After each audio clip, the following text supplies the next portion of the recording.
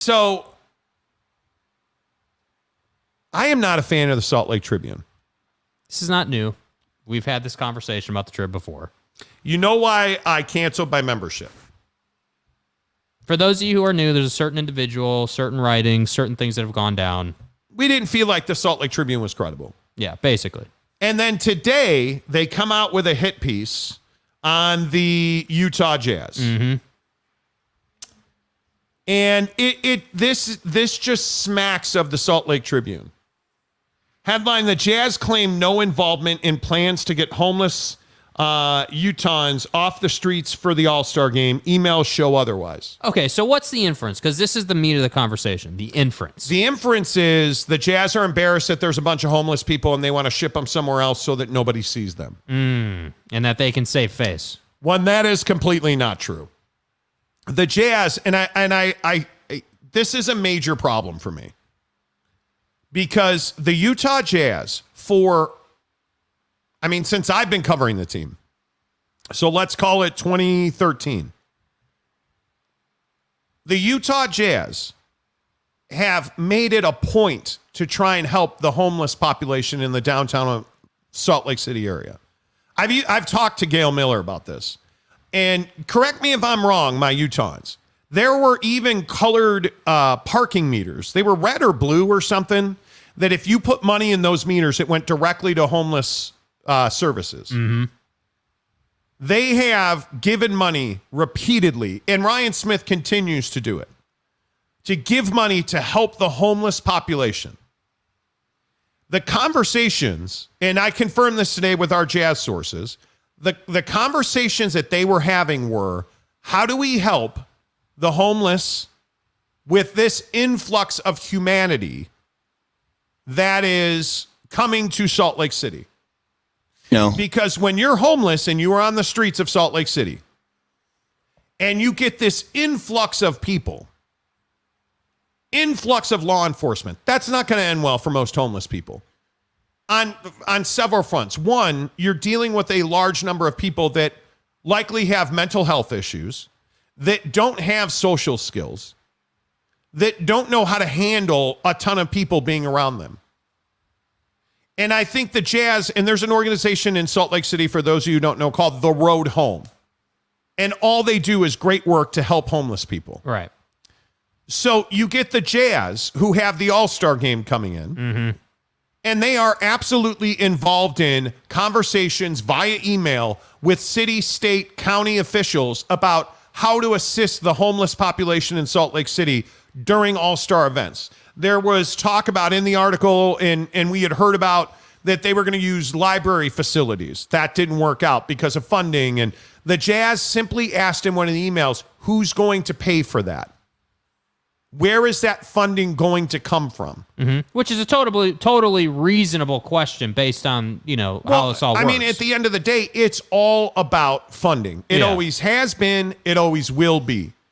And the issue continues to be that the Salt Lake Tribune then wants to do a freedom of information request, which they're totally free to do that. And then they want to read emails and make a story out of a story that doesn't exist. Mm-hmm. And I don't understand it. I don't get it. With this kind of headline, when you read this headline, tell me that doesn't look like the Jazz were trying to hide homeless people to save face. Tell me that that's not what that is. Yeah, I mean, I definitely, I don't think it's hating on the Trib to say Team that's what it President does. Jim Olson spoke with the Salt Lake County Mayor Jenny Wilson about plans to get more unsheltered Utahns off the streets during the big event. But they did that because it was an issue for the homeless. It wasn't an issue for the Jazz. Yeah. It's an issue for the homeless. And you're trying to spin this at the Salt Lake Tribune, you cowards, into something that it's not, in my opinion. You are absolutely morally bankrupt. You are ethically bankrupt. Your newspaper is an absolute piece of trash at this point. Like, why would I ever read this newspaper again? Not only have you had issues with integrity and ethics in your sports department, not only do you routinely write stuff like this and then ask people to subscribe to your newspaper and, hey, support free journalism. Right, but if you were doing journalism, we'd support you. Like we do the New York Times, like we do The Athletic for Tony Jones, we would support you. But it's stuff like this that is completely without merit and completely without ethics. And you write this stuff, and I think, in my opinion, you know exactly what you're doing. You are trying, which is your job, you're trying to get people to read your newspaper. But the problem is there's no balls in it. I don't have problems with you writing a clickbait headline, but you better be able to back that up, and you can't back this up. There is nothing in this article that says the Jazz were trying to hide the homeless because they were embarrassed or it was a blight. Schemers trying to control their little world. Nothing. What this article points to and what these emails point to is the Jazz, with many other community services, including government and the road home, were trying to find a solution to help those homeless people deal with the influx of humanity, including law enforcement, that was going to be detrimental to their well-being. You have no evidence that they were embarrassed by, that there was a plight, that they to get rid of the homeless people so the streets look pristine, because that's what these headlines in this, sub-headline tries to paint the picture of. Yeah, look, I mean, I have not exactly always been like, really kind or like sunflower and roses with Ryan Smith, the owner of the Utah Jazz. I mean, I have my certain points of contention, but I've always said that I think Ryan has done a pretty good job overall. And when I saw this, my thing with it was just that it definitely is personal. I mean, you're inferring that the Utah Jazz wanted to save face during the All-Star game, and get all these homeless people out of here because it's a bad look. When in reality, that's not really what happened. And I think, everyone always wants to say, oh, well, the YouTube hacks and these guys don't have sources and these guys don't know anything and like you guys just don't like the Jazz. And it's like, no, dude, like it doesn't have any, it's not personal like that with us. Like, if I'd be like, if this was true, if there was any meat to this story or any balls to this story, yeah, I'd have a real problem with this. If you said to me, hey, the Jazz wanted to move out a bunch of homeless people because, it's a bad look for the All-Star game and they don't want to be embarrassed by it, but the 3 years prior to the All-Star game or the 2 years prior to it that Ryan Smith had owned the team, he didn't give a damn about the homeless people, then we would have a problem. But that's exactly and precisely what this headline does. It makes it out like they don't care about the homeless people, that they more in fact care about their image and their face, and they just wanted to move these people out because of that. And that's not necessarily true. Do you understand that homeless people actually are are in danger? Like, people overreact to homeless people all the time. And I'm certainly not saying that the homeless population, the homeless situation downtown in Salt Lake, it is absolutely a conversation that needs to be had. There absolutely needs to be some action taken on that front. I'm with that 100%, but what I'm not with is trashing the Utah Jazz and Ryan Smith's integrity when they haven't done anything wrong here, dude. It's not even trashing them. It's going out of your way to create a narrative that never existed. It is going out of your way to try and damage an organization in the Utah Jazz, especially since Ryan Smith took over, that is doing so much for the community, whether that is underprivileged scholarships or helping the homeless or working in the community or whatever you want to point to, because they do a number of great things for our community. Mm-hmm. What is the point of this piece? Mm-hmm. And the other thing that this does is it erodes the public trust in journalism.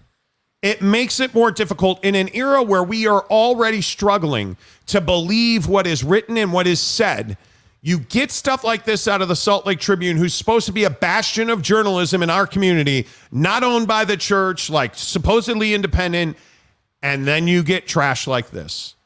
And I am just shocked by it. Mm-hmm. I'm absolutely shocked by it. And that Andy Larson, the beat writer for the Jazz, retweeted this. It is exactly what's wrong with the Salt Lake Tribune.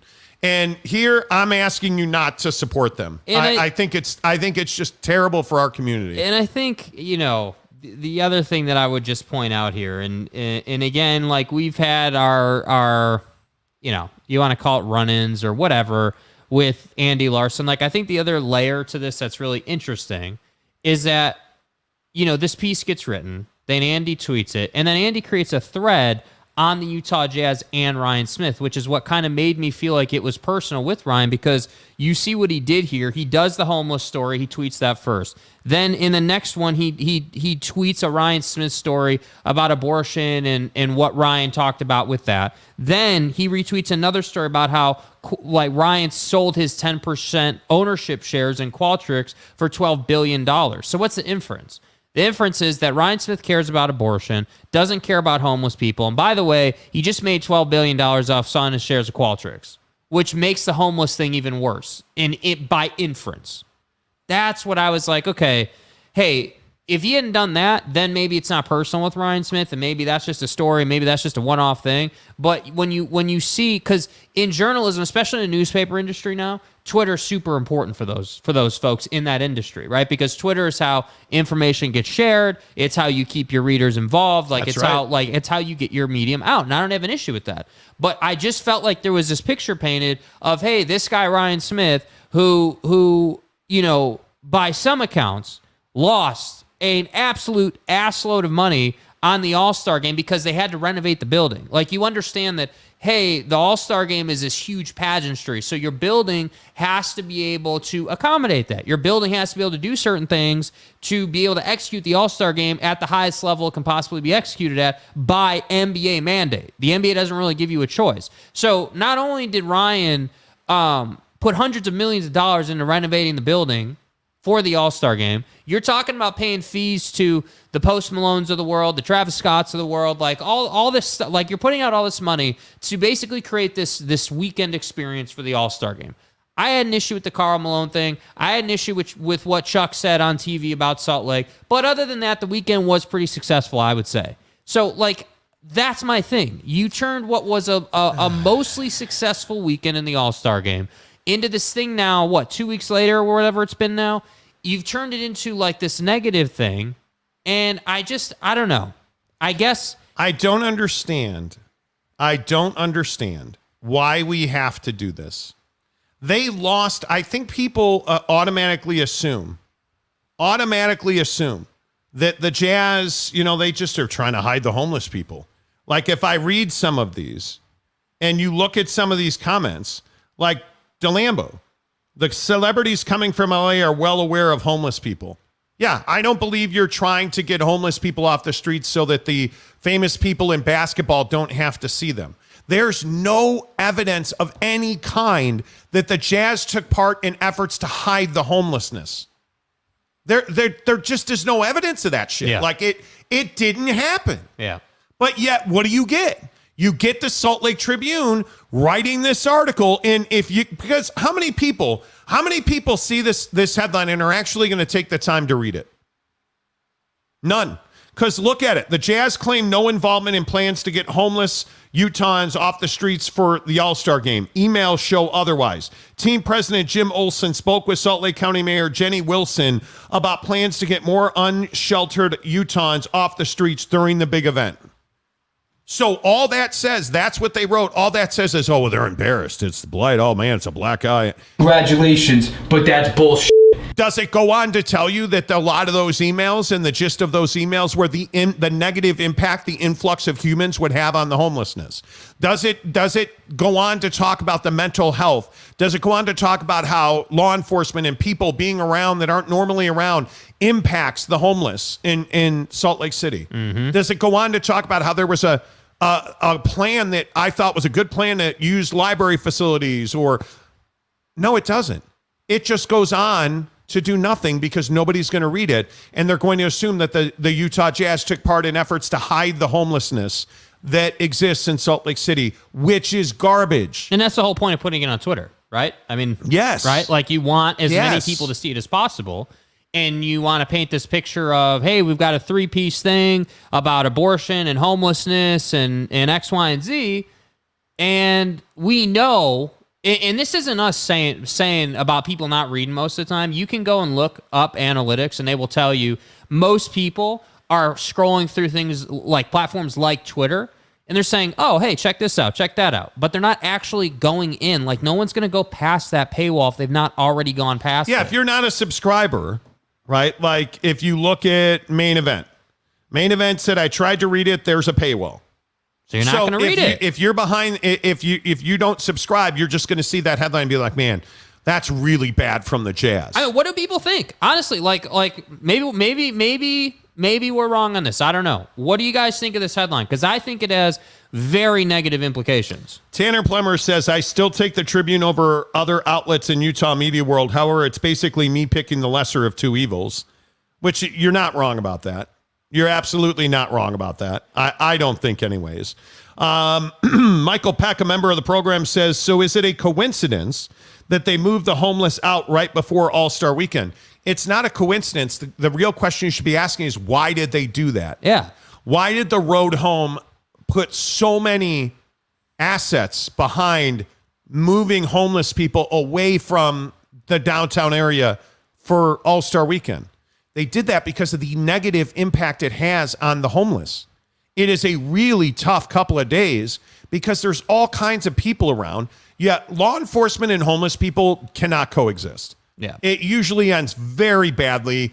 And especially when we know that much of the homeless community is dealing with mental health issues, which is why they're in that predicament. You put people around them that make them uncomfortable, they will act out. Bad things will happen. You need to protect them. They are very vulnerable humans.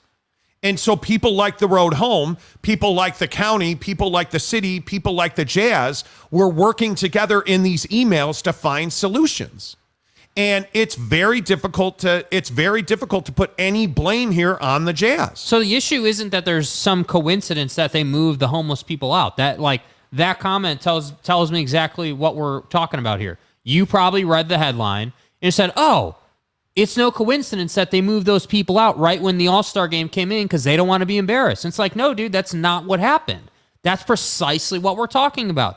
The Utah Jazz and Ryan Smith and their team president should be getting credit for even having the conversation. They don't have to have that conversation. They're not responsible for the homeless issue, yet they're having the conversation and they're trying to find solutions because, once again, what no one wants to talk about is that the Utah Jazz are not profitable on the All-Star game and really are not profitable on the All-Star weekend, because that's what it is for the Jazz. It's a weekend. It's not just the game. It's not just the three-point contest or the dunk contest with McClung, right? It's the weekend. It's Travis Scott. It's all the bars in the area. It's all the events they have outside of the arena that they have to pay for and make sure. Dude, they lost tens of millions of dollars on this. That's what I'm saying. I mean, that's why I have an issue. It is a lot. I don't have an issue with the Trib doing like investigative reporting and that reporting shining negatively on the Jazz. I'm not a Jazz fan.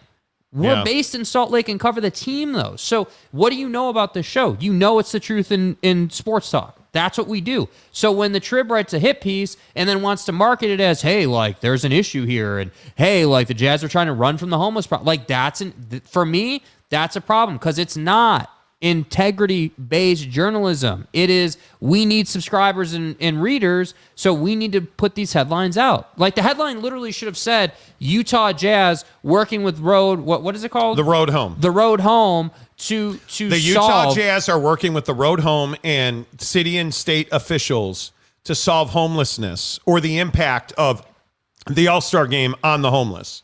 Something of that. If you want to write it, this is a non-story. Yeah. This is a not. Put the emails in there. Get a comment. Like, these are stories, and these are events that happen all the time. By the way, all of our NBA and Utah Jazz talk on the Monty Show, presented by our friends at Quick Quack Car Wash. Hey, man, the best car wash in the business. I'll tell you what, right now I'm missing my guys at Quick Quack Car Wash in Utah because my car is wrecked. Hank, the Grand Cherokee, is covered in salt and snow and rain and dirt and soot. Would love to have a Muddy Duck car wash right now. I'm telling you, get to any Quick Quack car wash around you because it just goes without saying. One, they're all local business owners. Two, the car wash is fantastic, right? You know, when you go to Quick Quack Car Wash, it is a great quality car wash. 3, you're in and out of there in 5 minutes. It doesn't matter how busy they are. It does not matter if the line's around the building. You're in, you're out, 5 minutes, and you get a smile. You get a professional person who's dressed well, who understands the product. They're going to be like, hey, Monty, good to see you. Anything else we can do for you today? Because the first thing they do is put your license plate into their system. Hey, he's got a membership. I do. I have the best membership. All right, cool. And I just say, hey, can I get a Muddy Duck today, please? Yeah, sure, no problem. Right on your windshield. Boom, done. Oh, by the way, the vacuums are free. Oh, by the way, the damp towels are free. It's just a really good experience. That quick, quack car wash. Make sure you tell them you heard about it on the Monty Show. Couple more comments on this. By the way, the Jazz tip off here in about, 30 minutes or so, I guess. In Miami, Jazz are on a 2-game winning streak. Yeah. But they're tanking. Yeah, I know, right? They're trying to lose every game. Talon Horton-Tucker sucks, right? Can't do anything. Hey, man, my guy, Talon Horton-Tucker, my favorite NBA player. Right. Hey, I'll eat crow on it. He had 37 the other night. It's one game. It is one game. He had a big game. But you can see the potential there now. You can see that, I don't know, is that development? Could be. I mean, you're playing a really bad Charlotte team. I think he had a big night. The ball was going in the hole a lot. Like, if you've ever played basketball, you know that feeling when you are shooting it and you're like, yep, feels good tonight. That thing's going in. It's pure. I feel good. Don't have to think twice. Everyone has those nights. And so I'm not going to sit here and overreact and say this guy's capable of 27, 28 a game. I think this guy could be a 15 to 18 point a night guy. I think he can be that. I think he can be, 6, 7 dimes a night. I think he can be that. And what does that look like? That looks like a 6-man. That's what I think he should be in this league. Bring him up. He should be this team's next JC role player guy. He's never going to be Jordan Clarkson, but that's the role he should fill. I would agree with that. He's never going to be that guy.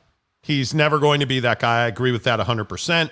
My curiosity, though, is, what can this team be the rest of the way? Because if you look at them tonight and you understand that you're playing the Heat, you probably should not win this game. But the Heat are only 3 games better than the Jazz, right? Like the Heat are only 3 games better than the Jazz. You feel like, hey, this is an opportunity for the Jazz to win a game. This is an opportunity to be on a 3-game winning streak. You're tied in a playoff position right now. Do you see the Jazz making the playoffs, and would that be a good thing? Yeah, I mean, I definitely think they're capable of making the playoffs. I think, like you just said, it's really close. I mean, there's a lot of teams around. They're tied with New Orleans, the Lakers, OKC for the 9th spot. Yeah. Okay, and then right ahead of the Jazz, 1 game, is Dallas and Minnesota. 2 games up are Golden State and the Lakers. And then I think Phoenix, Memphis, Sacramento, and Denver are all out of reach. Yeah, I mean, I think what's tough is that the Jazz are just a really inconsistent team. I think there are a lot of nights where the Jazz are better than the Heat, are better than OKC or, any of those teams you want to point out. There are a lot of nights where they're better than those teams, but I think the trouble is that, and it's like that Will Hardy press conference we played last week, like where Will Hardy's saying things like when there's, jerseys from the other team, when there's 3 of those guys standing in front of you, you should probably pass. It's like the Jazz just find themselves in grooves where they don't pass the ball. There's not a lot of ball movement. I think Chris Dunn has helped with that. I think Chris Dunn has really brought an energy to the floor that promotes ball movement for sure, but he can't be on the floor all game. So that's why I say it really depends on the group that's out there. But I really think this team making the playoffs or not hinges on Jordan Clarkson's availability. He's out tonight. He's not going to play again. And I think that I get it, but at the same time, that doesn't mean that his production just gets replaced automatically. So that's the tough part. Well, and I actually think Main Event asked a really good question. Like, what's the story behind Jordan Clarkson's hand? Well, the story is they should have traded him at the deadline and they didn't. And I think you're seeing a guy that is having a want-to problem. I think Jordan loves playing basketball. But if you have a broken fingernail on this club, you're not going to play. Yeah. I mean, there's no reason to rush him back. Good news, bad news, winning, losing, it doesn't matter. You want guys to be as healthy as they can be. And Jordan is not a guy that you're working to develop, frankly. I mean, these younger guys, Chris Dunn's a very interesting guy. I mean, I'm curious, exactly what the next iteration of Chris Dunn looks like, but why have they not signed this guy for the rest of the season?